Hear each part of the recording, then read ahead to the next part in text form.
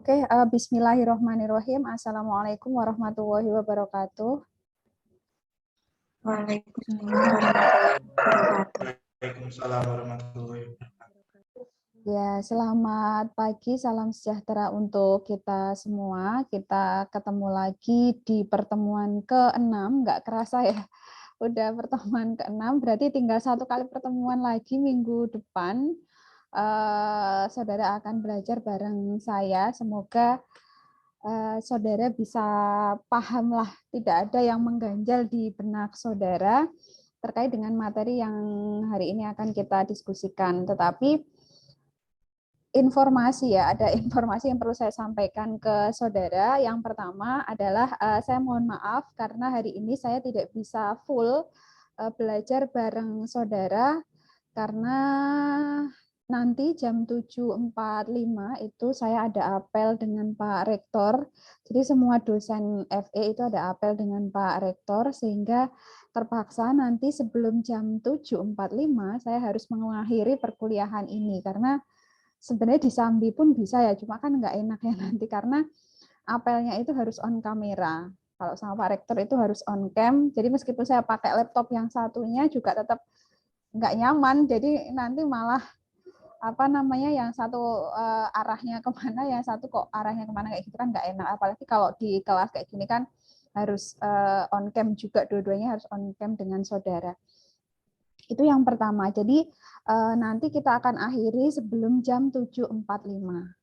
Kemudian karena konsekuensinya saya masuk itu cuma sebentar, silahkan nanti saudara bisa belajar secara mandiri terkait dengan materi hari ini. Materi hari ini dan materi minggu depan, berarti pertemuan ke-6 dan pertemuan ke-7, itu materinya adalah uji chi-square dan uji kecocokan model. Atau dalam statistik itu disebut dengan uji chi-square dan uji goodness of fit.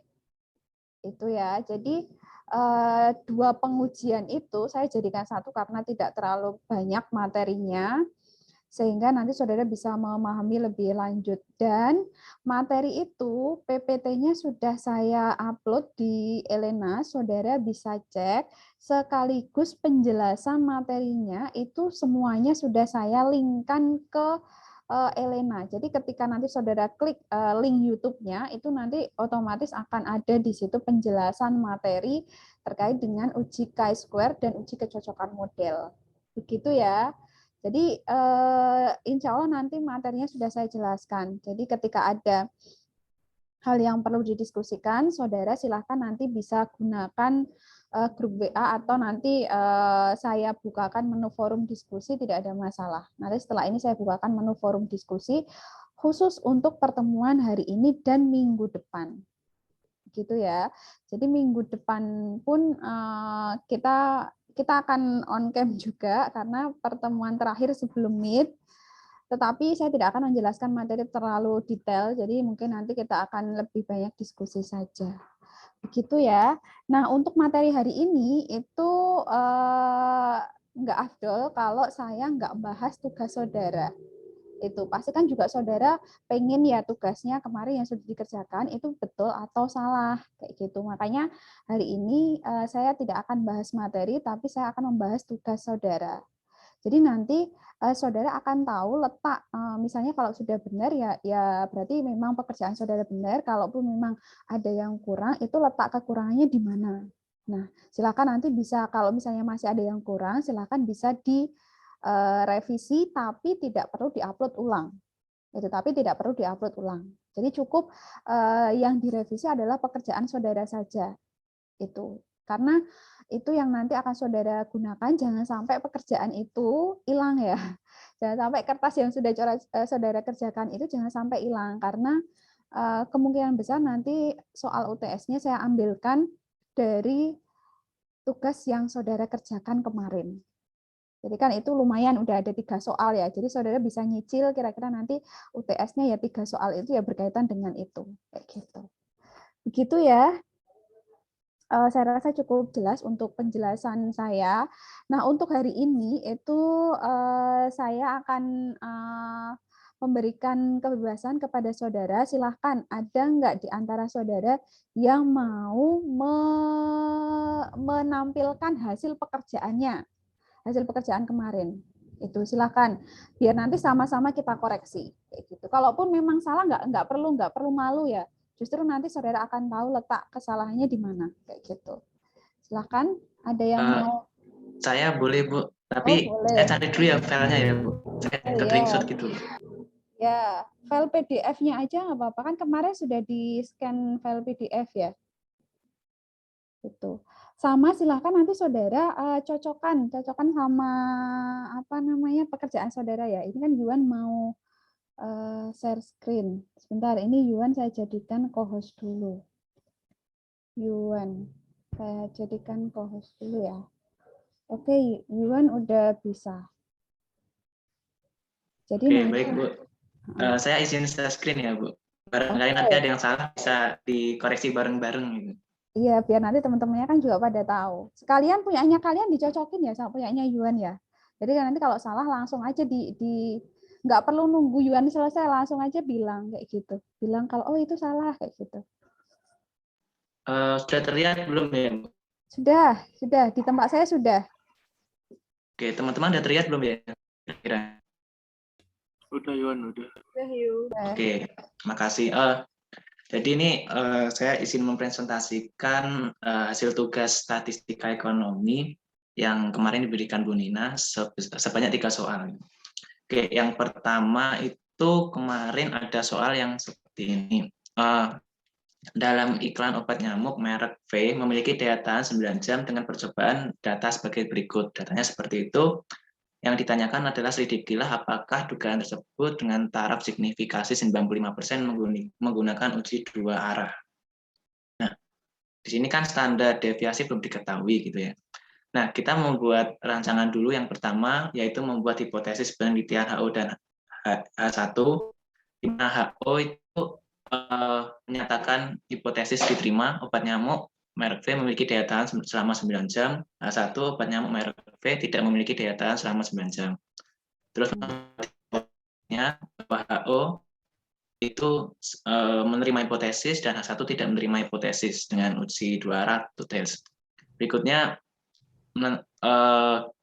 menentukan taraf signifikasi. Nah, ini sebenarnya untuk Z ini nggak ada, Bu, untuk 0,525, tapi karena kemarin di soalnya itu 1,96, jadi saya ngikut yang contohnya Bu di PT. Karena saya cari Z 0,525 itu nggak ada. Berikutnya untuk kriteria pengujian, ini HO diterima jika main T tabel kurang dari sama dengan T hitung, kurang dari sama dengan T tabel. Nah, untuk HO ditolak jika T hitung lebih besar dari T tabel atau T hitung kurang dari T tabel. Nah, statistika ujinya pakai rumus seperti ini. Nah, tinggal nanti dimasukkan saja. Yang pertama saya nyari X-bar atau rata-rata dari data ini, Nah, setelah saya cari rata-ratanya, saya dapatkan 8,66.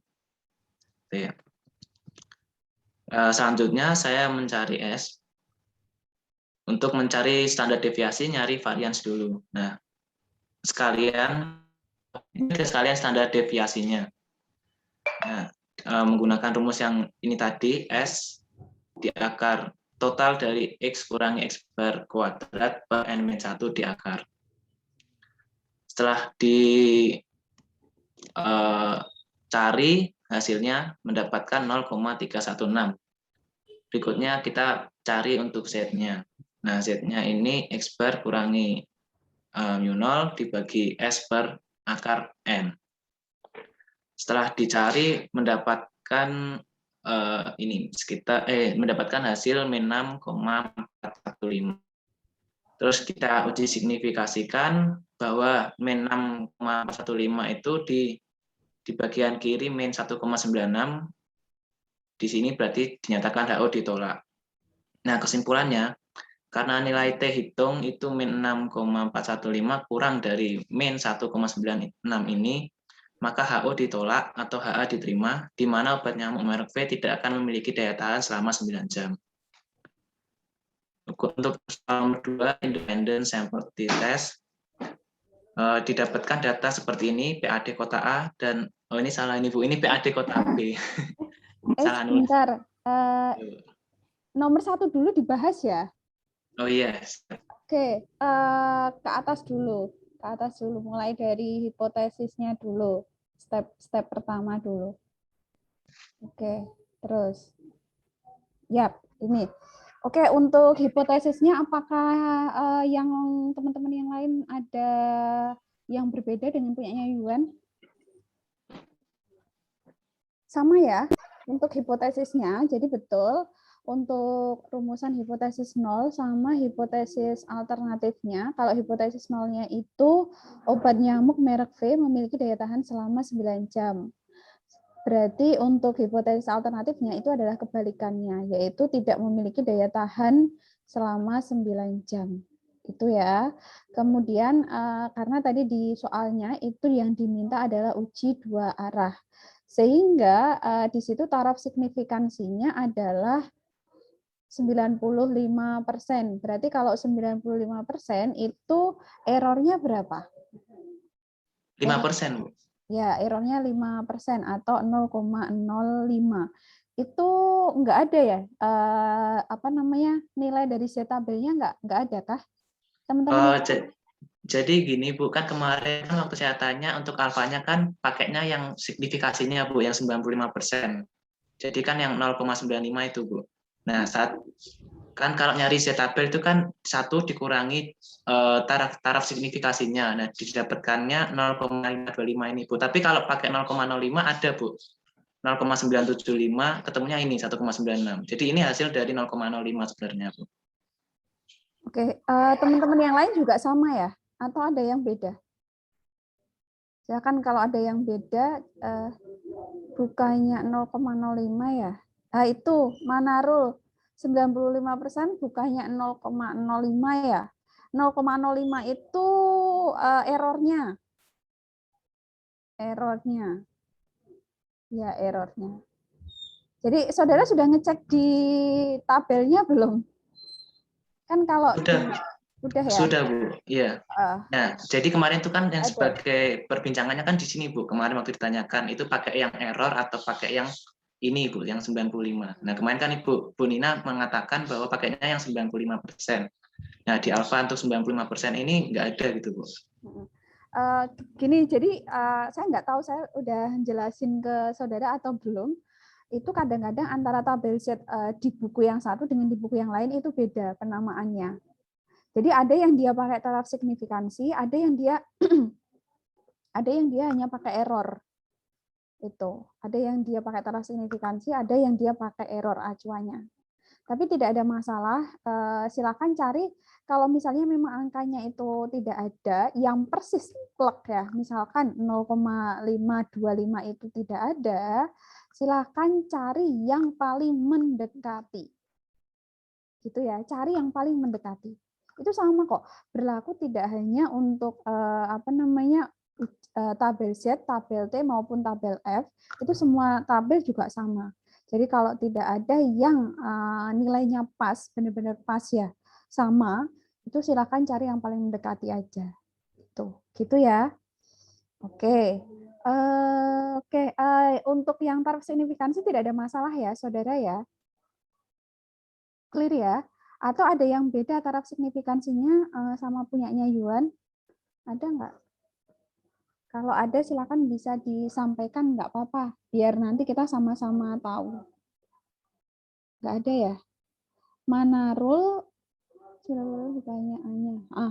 Manarul benar ya Rul ya? 95% itu errornya itu 0,05 atau 5%. Gitu. Sudah? Oh ya, itu Manarul tuh udah nongol. Oke, kemudian step selanjutnya adalah melakukan pengujian hipotesis. Syaratnya di situ HO itu akan diterima jika main T tabel kurang dari T hitung, kurang dari atau sama dengan positif T tabel. Kalau tidak sesuai dengan syarat penerimaan HO, maka otomatis HO ditolak. Kalau HO ditolak, itu sudah jelas ya. HO ditolak itu sudah jelas berarti HA yang diterima. Itu. Selanjutnya saudara masuk ke perhitungan uji statistik, karena di situ data yang saya berikan ke saudara itu adalah data mentah ya. Data mentah sehingga saudara mau tidak mau itu harus mencari nilai X-bar-nya. Nilai rata-rata dari data yang saya berikan ke saudara. Untuk N-nya, jumlah datanya ada berapa di situ? Jumlah datanya ada berapa? 35 ya. Oke, jumlah datanya ada 35. Kalau di sini Yuan manual ya. Yuan manual satu persatu. Tidak ada masalah sih, tidak ada masalah. Satu persatu juga boleh. Kalau saudara dibikin ya, karena ini datanya cukup banyak. Kalau satu persatu juga boleh seperti Yuan ini, atau saudara lakukan dalam bentuk data berkelompok. Ini kan awalnya ini adalah data tunggal ya, jadi satu persatu ini data tunggal. Nah, data tunggal itu bisa jadi kita ubah menjadi data berkelompok, yaitu dengan cara apa? Yaitu dengan cara membuat tabel frekuensi. Masih ingat tabel frekuensi yang ada di statistik? Jadi dikelompokkan kayak gitu, dikelompokkan misalkan antara 8,0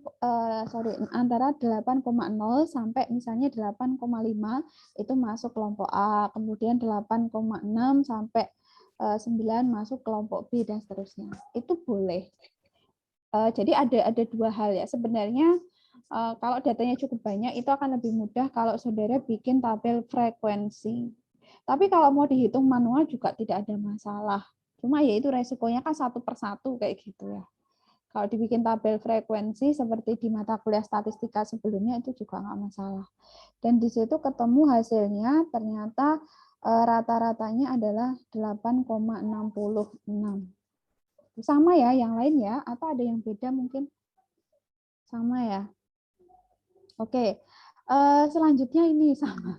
Selanjutnya itu adalah S. S itu apa S? S itu apa? Ayo, S Ada itu deviasi sampel. ya, S itu adalah standar deviasi sampel. Ini juga sama kasusnya. Tadi saya juga agak kaget loh. Ternyata dihitung manual satu persatu kayak gitu ya. Jadi cukup banyak sekali si Yuan ini menuliskan satu persatu seperti itu.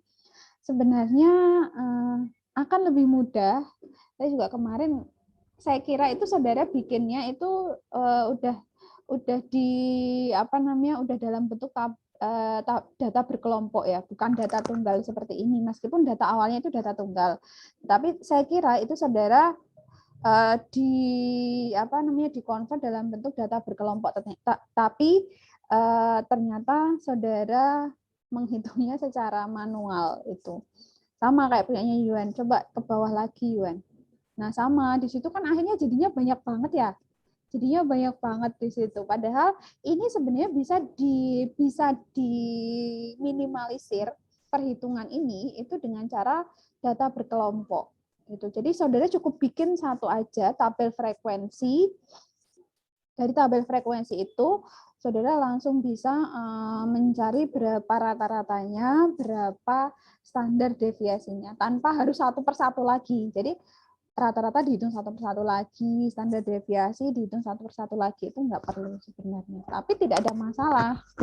Karena memang saudara nyamannya yang seperti itu ya tidak ada masalah. Tapi resikonya kan tadi itu pengerjaannya cukup banyak. Ya kan? Itu baru datanya kalau 35. Kalau datanya itu lebih dari 50 kan pasti memakan satu halaman kertas sendiri. Itu yang jadinya nggak efektif ini ya. Jadi kayak bertingkat, tiga tingkat punyanya Yuan ini 3 tingkat. Saya nggak tahu teman-teman yang lain juga sama kayak punyanya Yuan nggak nih? Dihitung satu persatu gitu nggak? Sama ya? Hitung di Excel, Bu. Oh ya, dihitung di Excel. Ya nggak masalah sih, kalau dihitung di Excel nggak masalah. Tapi saya juga belum sempat ngecek hasil pekerjaan masing-masing dari kalian. Apakah kalau sudah dihitung di Excel itu, punyanya Manarul tadi dihitung di Excel itu dituliskan juga nggak di kertasnya, di pekerjaanmu? Langsung hasilnya, Bu. Wah, langsung hasilnya. Ya nggak masalah sih, nggak masalah. Yang penting ya nanti lain kali ketika nanti soal UTS-nya ada seperti ini, itu yang saya khawatirkan kalau saudara menghitung manual satu persatu ini nanti waktunya habis. Itu waktunya habis, pasti akan habis di situ karena UTS itu biasanya kan saya kalau 3 SKS berarti kan 2,5 jam, biasanya saya hanya 3 jam itu. Jadi hati-hati sekali. Nah, solusinya bagaimana? Solusinya silakan dibikin tabel frekuensi. Dibikin tabel frekuensi. Jadi bentuknya adalah data berkelompok. Begitu ya. Silakan bisa lihat kembali catatan-catatannya. Takutnya itu kalau seperti Juan ini nanti waktu saudara akan habis itu. Kalau nanti soal yang saya keluarkan adalah datanya data tunggal itu. Tapi kalau misalnya datanya sudah data berkelompok kan enak saudara.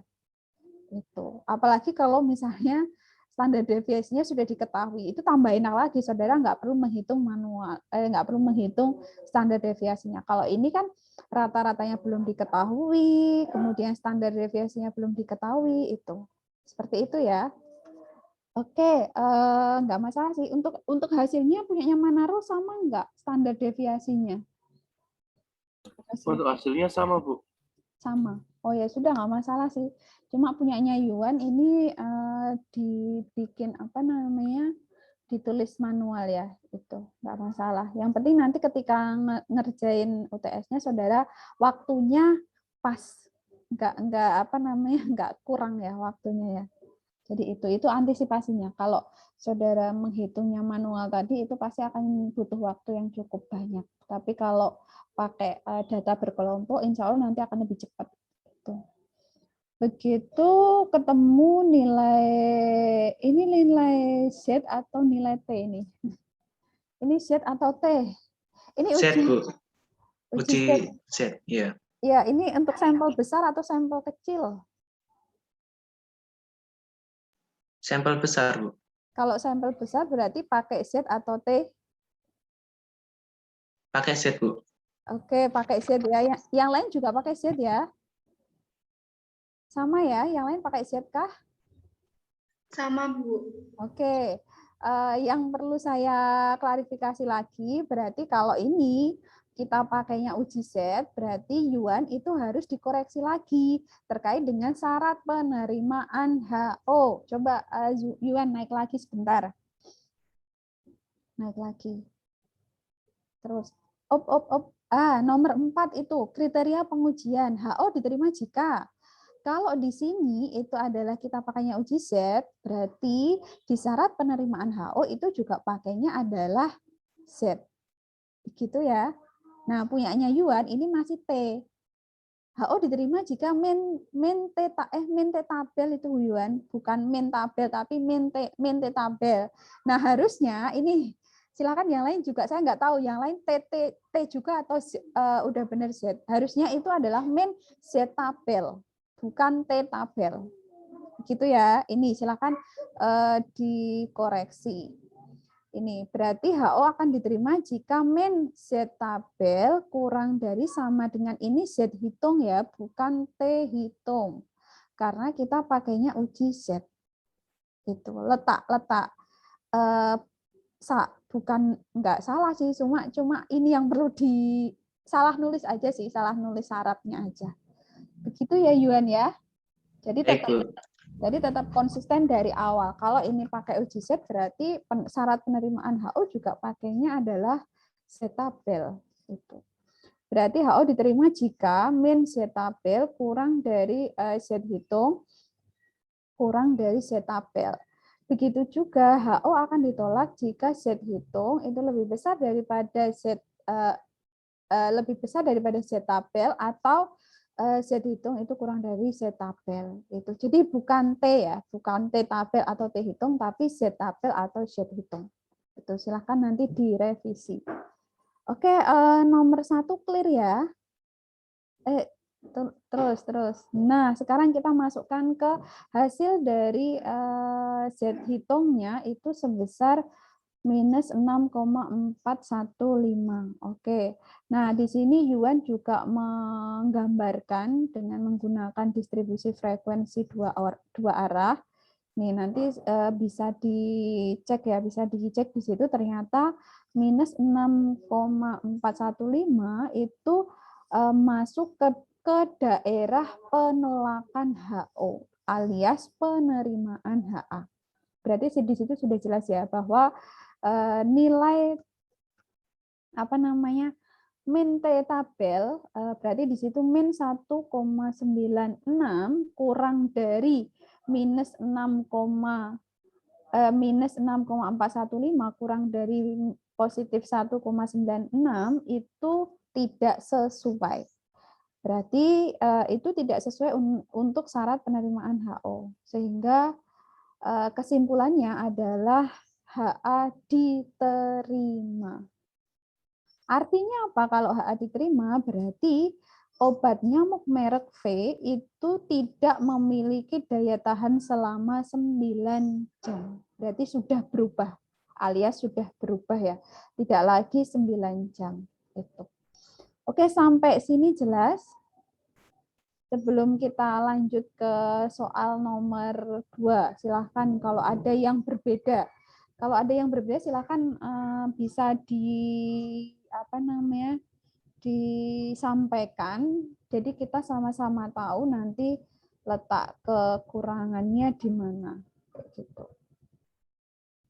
Sama ya. Kalau misalkan yang lain itu, kalaupun tadi ada yang tidak sama, silahkan direvisi sama kayak punyanya Yuan ini. Kayak misalkan tadi syarat penerimaan HO itu kan kurang sesuai ya, harusnya pakai ZAP Z hitung, tapi Yuan pakainya adalah T hitung T tabel. Itu kan kurang sesuai sehingga itu harus direvisi. Nah, kalau kayak gini kan akhirnya kita tahu ya, kita tahu saudara itu salahnya di mana. Jadi nanti bisa sama-sama diperbaiki, syukur-syukur nanti ketika UTS pun hasilnya akan maksimal. Begitu. Oke, bisa saya lanjutkan untuk yang nomor 2? Boleh ya?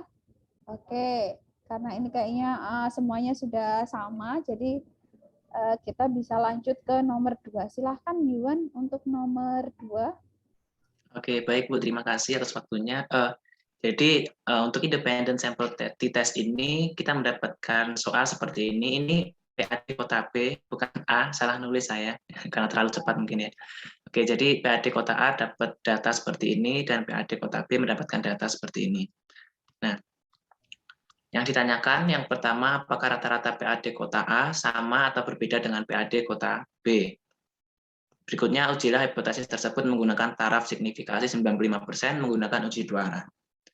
Soal yang kedua, selidikilah hipotesis tersebut dengan menggunakan aplikasi SPSS dan menampilkan hasil outputnya. Oke, untuk yang pertama, yaitu kita menguji dulu apakah rata-rata PAD kota A dan B itu sama atau berbeda. Caranya hampir sama. Yang pertama kita membuat hipotesis penelitian HO dan H1. HO itu rata-rata PAD kota A dan kota B sama. H1 rata-rata PAD kota A dan kota B berbeda. Berikutnya kita menentukan hipotesis statistiknya. Kayak tadi, jika HO berarti hipotesis diterima dan H1 hipotesis ditolak. Yang ketiga menggunakan taraf signifikasi yaitu 95%. Yang keempat menentukan uji yang digunakan itu uji sampel bebas. Yang kelima kriteria pengujian. Nah, karena ini pakai T-tabel, jadi HO diterima jika min T-tabel itu kurang dari sama dengan T-hitung dan kurang dari T-tabel. HO ditolak jika T-hitung itu lebih besar daripada T-tabel dan T-hitung kurang dari minus T-tabel. Berikutnya kita mencari T-hitung dan T-tabel. Yang pertama kita mencari rata-rata dulu, rumusnya sama, tapi karena ini dua data, kita mencari rata-rata kedua data tersebut. Oke, untuk rata-rata PAD kota A, menggunakan rumus ini, kita dapatkan 73,8. Saya dapatkan 73,8. Rata-rata kota PAD kota B ini didapatkan 72,725. Nah, ya benar, kalau misalnya kita ngitung satu-satu itu kan berat, makanya di sini aku menggunakan tabel penolong. Bisa kita lihat seperti ini. Untuk mencari, mungkin saya ke bawah dulu. Oke, untuk mencari T hitung dengan rumus ini, kita harus mencari dulu varian dan simpang bakunya. Nah, jadi tadi sudah dicari ini satu-satu, X1 kurang X1 bar kuadratnya, terus di total semuanya aku dapatkan sekitar 6.164,4 dan yang satunya 3.959,975. Berikutnya menghitung nilai varians dan simpangan baku, rumusnya seperti ini, total dari X1 kurangi X1 bar kuadrat per N-1 didapatkan 158,6. Untuk standar deviasinya, yaitu akar dari varians itu didapatkan 12,572. Berikutnya, mencari varians yang kedua dari kota B, itu ini dari hasil X2 min X2 bar per N-1 kuadrat. Nah, ini dapatkan seperti ini, dapatnya 101,538, terus varian standar deviasi sampelnya, akar dari varian sampelnya, yaitu kita dapatkan 10,077. Nah, untuk mencari T hitung, saya menggunakan rumus ini, dimasukkan data yang didapatkan sebesar 0,422. Nah, setelah kita dapat T hitungnya 0,422, saya mencari T tabel. Nah, mencari T tabel ini menggunakan taraf signifikasi 95% atau 0,95. Karena uji dua arah, berarti alfanya itu dibagi 2, 0,475, dan derajat kebebasannya itu 78. Sehingga T tabel didapatkan 0,475,78 sama dengan 0,67765. Nah, ini karena 0,422 itu di antara min T tabel dan T tabel, maka HO diterima. Kesimpulannya, dikarenakan min T tabel kurang dari T hitung atau kurang dari sama dengan T tabel, di mana min 0,67765 kurang dari 0,422 kurang dari sama dengan 0,67765, maka HO diterima atau HA ditolak, yang berarti bahwa rata-rata PAD kota A dan B sama. Nah, tapi sebelum saya menghitung manual, saya mencari dulu SPSS-nya, karena saya ingin menyamakan min, standar deviasi, dan T-nya. Karena kalau berbeda kan nggak sesuai gitu dengan apa yang manual. Dan di sini alhamdulillahnya saya waktu mencari satu-satu, ini sama gitu. Dari min-nya ini sama, terus T-nya sama, distribusi bebas atau frekuensinya sama, dan kesimpulannya juga sama, di mana intinya pada independent sample test di tes ini, jika signifikasi dua arah ini kurang dari 0,05, ini mana ya tadi? Ya ini, jika kurang dari 0,5 maka hipotesis ditolak, dan jika dari data signifikasi dua arah ini lebih dari 0,05 maka HO diterima. Jadi dari data SPSS ini dengan hasil manual sama-sama HO diterima. Mungkin itu yang bisa saya sampaikan. Oke, begitu ya. Jadi kalau menurut saya udah lengkap sekali, cuma tadi ya kembali lagi, kalau perhitungan manual itu kan panjang banget ya. Nah, dari sini sebenarnya saudara sudah bisa merasakan perbandingan perhitungan dengan manual sama menggunakan software statistik, salah satunya SPSS, itu memang lebih cepat pakai SPSS. Itu. Jadi kalau di di perhitungan manual itu tadi si Yuan kan harus nyari dulu berapa standar deviasinya, kemudian apalagi ini standar deviasi dua data, PAD kota A sama PAD kota B. Berarti di situ cukup rumit ya. Cukup rumit, apalagi komanya, angka di belakang koma itu cukup banyak. Itu ada 3 angka. Kemarin saya juga mintanya 3 angka ini untuk menghindari pembulatan angka yang nanti menyebabkan perbedaannya nanti terlalu signifikan. Itu. Nah, untuk ini saya rasa tidak ada, sudah oke sih, sudah, cuma tadi yang perlu perlu diperhatikan ya tadi perhitungan memang kalau di Yuan itu membuat tabel penolong ya. Tabel penolong untuk variansnya ini. Jadi di situ datanya cukup banyak, ada 40 data. Masing-masing ada 40 data di kota A sama kota B, sehingga saudara harus mencari satu persatu dulu. Gitu. Sebenarnya ini saudara pun tidak perlu menghitung satu persatu ya. Kalau pakai Excel pun itu sudah sebenarnya sudah gampang. Nanti kalau pakai Excel tinggal disalin aja di kertas saudara, itu nggak masalah. Kemudian ke bawah lagi, Wan. Oh ya, ini yang saya mau jelaskan ke saudara DB. Kemarin belum sempat disinggung ya. DB, coba ke bawah. Tadi kan ada DB. Nah, mencari tabel DB. DB itu tahu ya? DB kalau dalam bahasa Indonesia itu derajat bebas. Derajat bebas. Itu. Tapi kalau di statistik itu istilahnya adalah bukan DB tapi DF. DF. D itu adalah degree, F itu adalah freedom. Jadi degree of freedom, derajat kebebasan. Derajat kebebasan itu adalah N-2. Jadi N-2. Kenapa? Ada yang di situ menyebutkan N-1, ada yang menyebutkan N-2. Tergantung datanya dan tergantung kasusnya.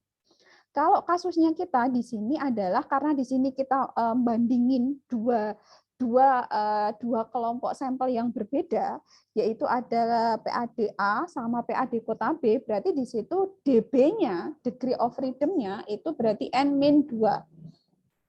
Terus, Bu, berarti kalau 3 bagaimana, Bu? Kalau ada 3 kelompok, ya berarti DB-nya, saudara nggak usah bingung ya, ketika saya kadang-kadang menyebutkan ada DF, ada DB, saya lebih suka menyebutkan DF.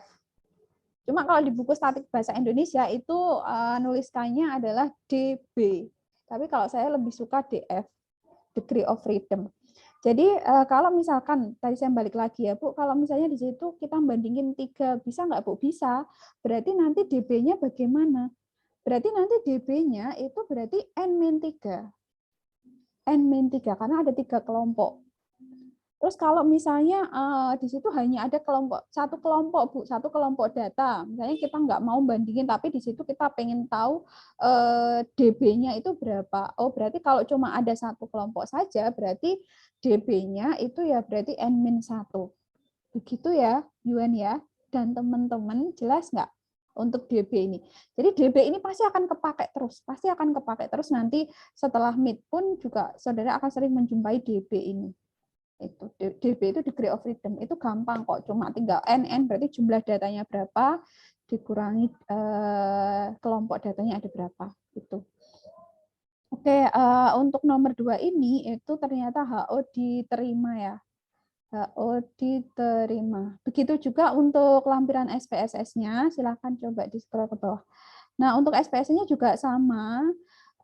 Karena minggu kemarin juga sudah saya jelaskan ke saudara, jadi pasti nanti di dalam perhitungan manual sama perhitungan menggunakan SPSS itu pasti akan berbeda angkanya. Angka di belakang koma itu berbeda, tapi pastikan satu angka di belakang koma itu sama. Pastikan satu angka di belakang koma itu sama. Semuanya, baik itu min-nya, baik itu standar deviasinya, baik itu hasil T-nya, hasil F-nya, itu biasanya akan ada berbeda. Apalagi kalau saudara itu menghitungnya dengan pakai kalkulator. Itu pasti bedanya cukup kelihatan banget. Tapi kalau pakai Excel itu biasanya nggak terlalu kelihatan banget. Dan itu juga sudah saya sampaikan ke saudara. Itu saja. Ke bawah. Jadi sama untuk interpretasi hasilnya, ke bawah lagi. Nah, ke bawah ke interpretasi. Nah, Nah, untuk interpretasi ini kemarin juga saya lupa ini di kelas ini atau di kelas yang lain saya juga lupa karena saya ngajar statistik cukup banyak. Ini kemarin ada yang tanya, Bu, berarti untuk yang SPSS itu kita hanya melampirkan hasil outputnya? Oh, enggak. Jadi di tugas ini itu saudara tidak hanya melampirkan hasil output SPSS, tapi juga saudara harus menginterpretasikan yang seperti Yuan ini. Jadi saudara harus menginterpretasikan misalkan berapa di situ rata-ratanya, standar deviasinya, kemudian nanti hipotesisnya seperti apa. Nah, bedanya kalau di punyanya Yuan ini interpretasinya langsung interpretasi menyeluruh. Ya kan? Tapi saudara di situ harusnya diinterpretasinya itu step by step seperti yang perhitungan manual. Itu. Jadi ditulis lagi. Karena nanti soal UTS-nya itu yang akan saya lampirkan, soalnya itu adalah soal yang sudah dalam bentuk output SPSS. Jadi saudara tidak akan menghitung pakai SPSS, tapi saudara akan membaca data SPSS. Gitu. Nah, kalau di situ yang saya tampilkan hanya data SPSS, berarti kan saudara nggak tahu nggak tahu itu hipotesisnya bunyinya apa, signifikansinya pakai berapa persen. Nah, di situ kan saudara nggak tahu. Tapi saudara bisa tahu dari hasil output SPSS itu. Seperti itu ya. Jadi kayak misalkan tadi punyanya Yuan itu, ini kok ada telepon. Oke, punyanya Yuan tadi kekurangannya ini di punyanya Yuan di situ tidak ditampilkan lagi rumusan hipotesis nolnya, hipotesis alternatifnya, kemudian signifikansinya berapa persen di situ tidak ditampilkan. Silahkan nanti setelah ini bisa direvisi kembali. Jadi nanti untuk menginterpretasikan juga sama dengan langkah-langkah yang manual tadi, kayak gitu. Gitu ya Yuan ya. Sudah? Baik, Bu. Siap. Oke, ini saya mohon maaf ya, ini sudah jam 7:44. Saya mohon maaf untuk soal yang nomor 3 itu tidak bisa saya bahas, tapi insya Allah nanti kalau saudara nomor 2 ini sudah paham, insya Allah nanti nomor 3 juga saya percaya ke saudara, pasti saudara lebih sudah bisa lah, karena yang nomor 2 tidak terlalu banyak kesalahan. Begitu. Mohon maaf ini terpaksa saya akhiri karena saya harus pindah ke acara yang lain. Silakan nanti setelah ini kalau saudara mau diskusi silakan bisa dilanjut diskusinya. Kalau tidak ada diskusi berarti silakan saudara bisa melihat penjelasan materi di link YouTube yang sudah saya linkkan. Linknya ada di Elena. Atau saudara langsung bisa lihat di YouTube saya, itu juga bisa cari aja paling bawah itu ada Ujikai Square. Oke, itu saja dari saya. Terima kasih atas partisipasi saudara hari ini. Sampai ketemu minggu depan. Untuk mulangnya ini sudah saya akhiri ya, tapi minta tolong nanti validasinya itu di atas jam 9 aja karena ini perkuliahannya belum selesai. Itu ya. Oke, itu saja dari saya. Terima kasih. Wassalamualaikum warahmatullahi wabarakatuh. Selamat pagi, Bu. Terima kasih. Terima kasih, Bu.